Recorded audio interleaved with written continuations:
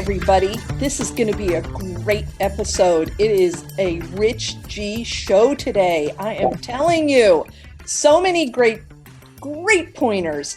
Let's get it kicked off. I love this one. Okay, I'm Rich G. And I'm BJ Flagg, and this is episode 198, How to Give an Effective Sales Presentation. Oh boy, how many have you done, BJ? I've done so many, just millions. I've probably done thousands now. I've done thousands, and it runs. Some have been spectacularly incredible, and some have been Hindenburgs burning on the thing. So I think we're going to come with a lot of experience today. But there's a lot of good presentations out there that you could check out. Oh, yeah. And, the best part is that, there are like old classic movies that form that a bad sales taste in your mouth, like Glengarry Glen Ross. Yeah. I mean, that was so long ago, 1992. But everybody remembers, I know. ABC always be closing, Exactly. But or Jerry Maguire with the show me the money, just begging to keep the business. I know. But, there's also like people who inspired us. Yeah. Who did a presentation when you didn't even know it was a presentation. Like, I'm thinking Steve Jobs. Yeah. When he would introduce any new product, an iPhone or whatever, you were entranced into what he was saying. And the production value was amazing. Yeah, I still remember. I have actually gone, you can go on YouTube. I've watched the introduction of the iPhone probably 20 times because it is a classic in sales presentation and how he brings the audience along with his thinking. And and then my favorite is Don Draper from the TV show Mad Men, where he presents to Kodak the Kodak Carousel slide projector. And that is probably, in my opinion, one of the best sales presentations I've ever seen. How he talks to Kodak about it. And somebody said, why don't we call it the wheel? And he goes, no, it's a carousel. It's a time machine that takes you back and forth. I mean, it's just the way he talks. Just for you saying that. It was so well done. So if you get a chance, go to YouTube, plug in Glengarry Glen Ross, Jerry Maguire, Steve Jobs presenting the iPhone, or Don Draper with the Kodak Carousel. They're all there. Go watch these things. They're great. Oh, yeah. Well, let's lead this off. I know you've got a great tip to share. Yeah, tip number one is one that you probably all are thinking of is preparation. You need to prepare first. You need to get your ducks in order even before you think of doing a single presentation. First of all, are you a good salesperson? Yeah, and be honest with yourself. Are you good? Are you naturally selly? Do you talk about things? Do you talk about great restaurants? Do you talk about great stores that you can go to? You need to self-assess. Are you a great salesperson? And can you talk about your products and services comfortably? Because if you get that knot in your throat and you need to work on that. Oh, yeah. And, that is just the first step. Get acclimated with your business offerings, where they flow off your tongue. You just got to sound comfortable and not have to look at anything. Just be ad lib, be there in the moment. They have to feel your passion. Am I right? Yep. One of the first things I tell people to do is to build info sheets for each of their offerings, like one sheet of paper, two sides that kind of talk about their products and services that they could send to clients to explain their products. Because first of all, it gives you that authority, that importance that you get, but also building these info sheets it forces you to be able to talk about your product in a promotional way. Yeah, so good to do. And also you want to build a simple presentation templates that each of your products and services. So you've kind of got your info sheets going, but now we're talking templates, right? Yeah. And they need to be customized for every presentation. So yes, you start with a template, but you can move forward with that. Yep, yep. And then finally, learn how to speak, present to a prospect. You are actually the product. Everybody Yeah. thinks that they have this product behind them. No, no, no. They No. need to trust you. You are the product. And if you're great at it, perfect. That's great. But if you need help speaking and presenting to a prospect, you need to hone your speaking skills at maybe going to Toastmasters or hire Oh a yeah. coach to help you. Yeah. And I think, Rich and I were in BNI for many years. Every Tuesday morning at 7, we had to stand up and give a half a minute to a minute sales presentation. Yep. And you just had to do that. Did it for many years. I could do it right now for anybody. So you do need to have that ability that you know your stuff. Hey, let's get into research. Tip number 2. I always like to, when I'm going into one of these sales presentations, I want to go into the meeting knowing all about their products and services, their industry, their competitors. I want to be ready to have that great conversation that can be more in depth and lead actually farther down the sales path Yes. than you would have been, right? Yep. Really understanding who you're speaking with, who is your audience.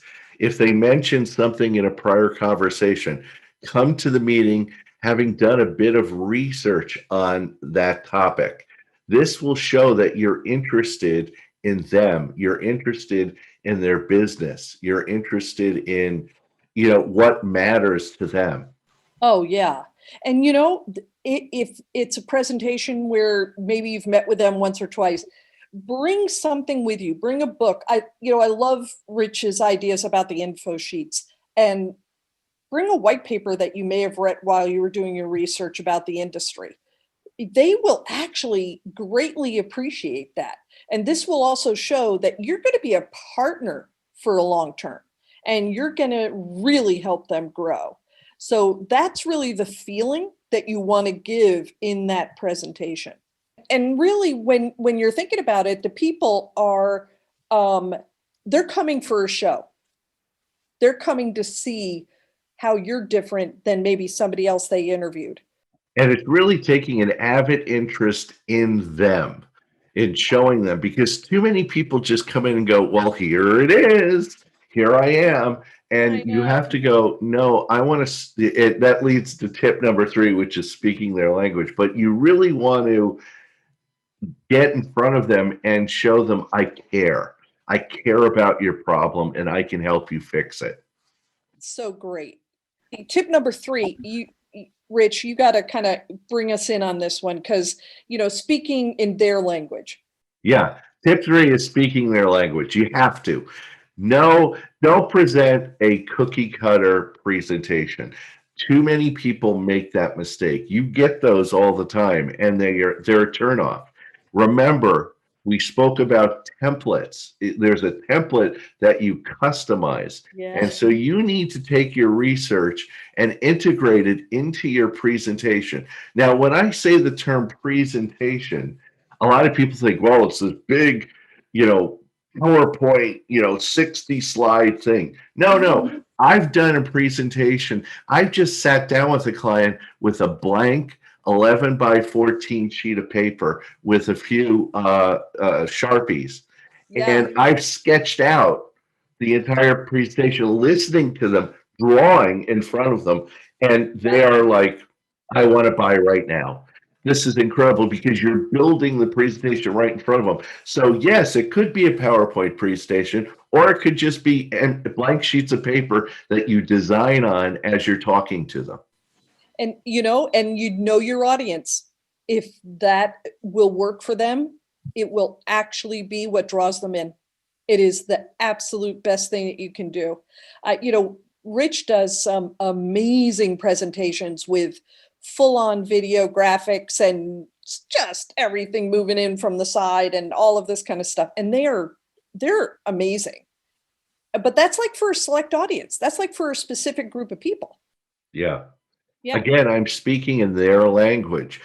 Sometimes I'll just stop the presentation and sit down with them and start to draw things, or get up by the whiteboard and start asking questions and writing out, making a laundry list of their issues and say, I could solve this, I could solve this. Because the more that you customize your presentation to their needs and you speak in their language, the faster you're going to get the sale. Oh, yeah, for sure. No acronyms or industry terms. That's just going to turn them off. Yeah.